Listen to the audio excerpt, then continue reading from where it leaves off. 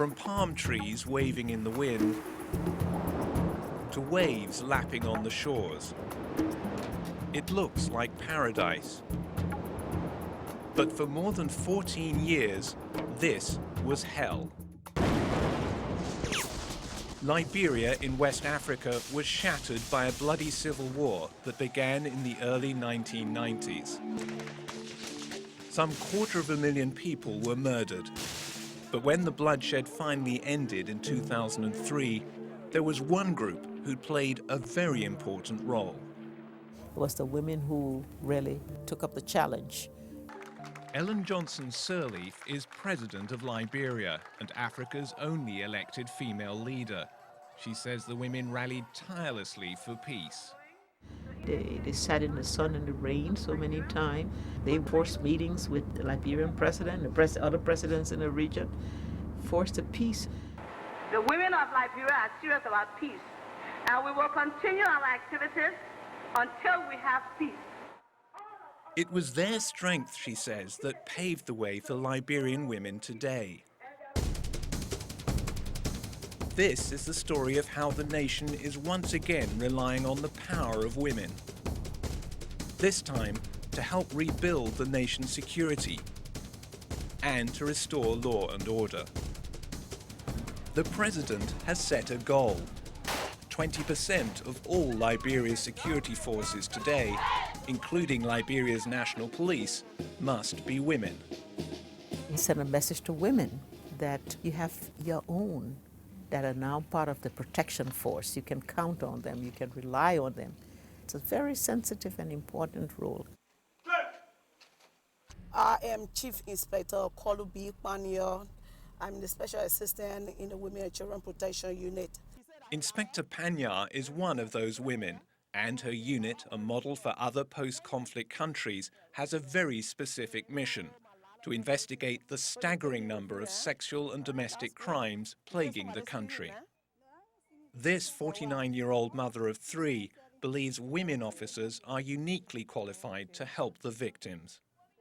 When they come with their plight, they expect somebody who's going to empathize, who's going to feel like them, feel the same way they feel. Women like Panya play a critical role, in fact, as a culture of violence against women continues to haunt the country, says Liberia's Minister of Justice, Christiana Ta. There are undercurrents. There are underlying unresolved issues. Issues that began during the conflict, when an estimated 40% of all Liberia's women were attacked. Rape was unleashed as a weapon of war, and with it, she says, a breakdown in society. There was complete chaos. There's lawlessness. Anything goes.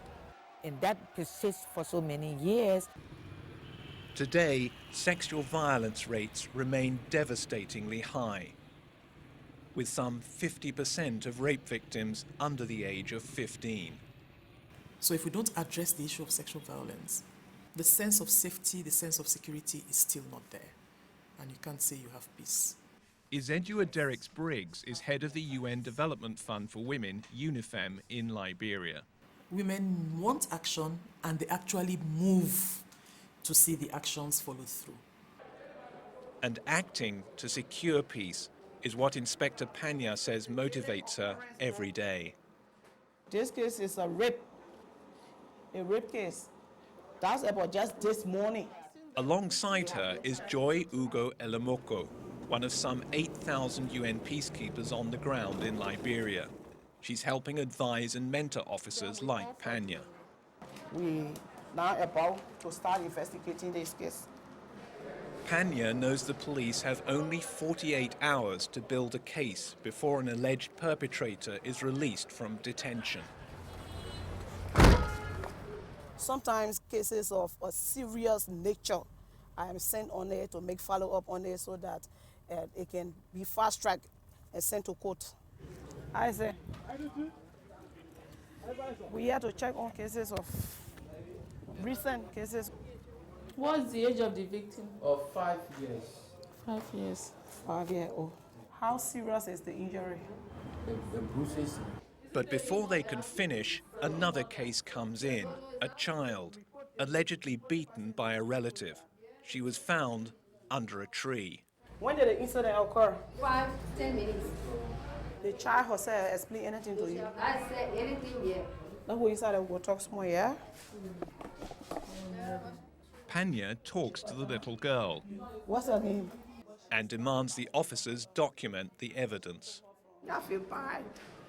Yeah, I feel, kind of, oh, what if the child was my child? A lot of time, this occur. It's not just one community, all over. Panya and Joy race from station We are on our way, we'll be there soon. to station, You been here before? Yeah. see case after case. How old is the victim? 10 years. 10 years old. What of the suspect? How old is the suspect? Suspect, according to him, 50 years. 50 years. What's about the perpetrator? The perpetrator is here with us. Panya wants to meet him. So how long you were there for before? She hopes if she gathers facts, she has some chance of prosecution. But securing justice has not been easy in this post-conflict country. There's a huge backlog of cases, and convictions are rare, leading to a sense of impunity. And so the women of Liberia once again spoke up, this time demanding a special court for sexual crimes. And in 2008, they got it. It's called Criminal Court E, the first of its kind in Africa. We're basically saying to everyone that the war is over. We are about re-establishing the rule of law. The court, with one-way mirrors and closed-circuit TVs to protect the victims, fast-tracks sexual assault cases. Half of the cases tried in this court have ended with convictions, but it's the only one in the nation. And in Liberia's vast countryside, access to justice is severely limited. And so, rural women are helping to fill the gap, dispensing justice here in what they call peace huts.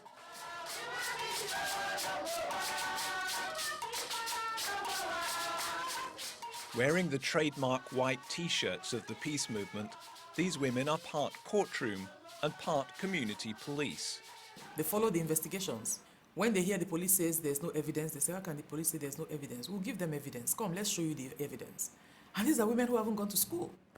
Cases of violence and domestic issues are brought here by women, to be mediated by women. Imagine 50 women all walking to one home and telling the man, you touch her again, we are taking you to the police.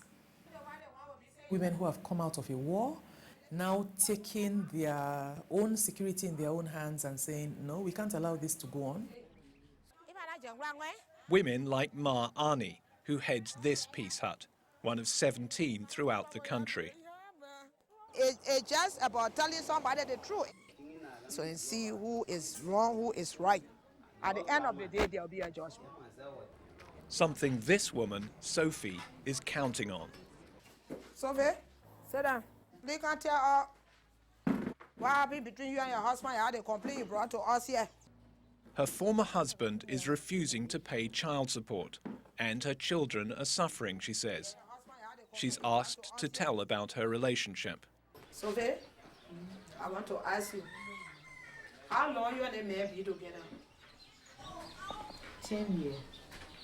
Sophie's former husband is pursued by the women and marched to the hut. He's also questioned. Take your time to explain to us what happened between you and the woman here. You understand? If you cause problem in this place here, we will bring you down. But something happens during his interrogation. The women feel he isn't cooperating. You can't do that. In an effort to make sure he knows they're serious, they tie him to a pole.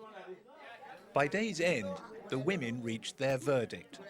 The husband agrees to their demand that he pays Sophie $500, and he signs their contract. The women usually prevail, says Ma Ani, but the question remains, why do the men listen? The answer is simple, she says. If they don't respect the rulings, the women of the community will keep going after them.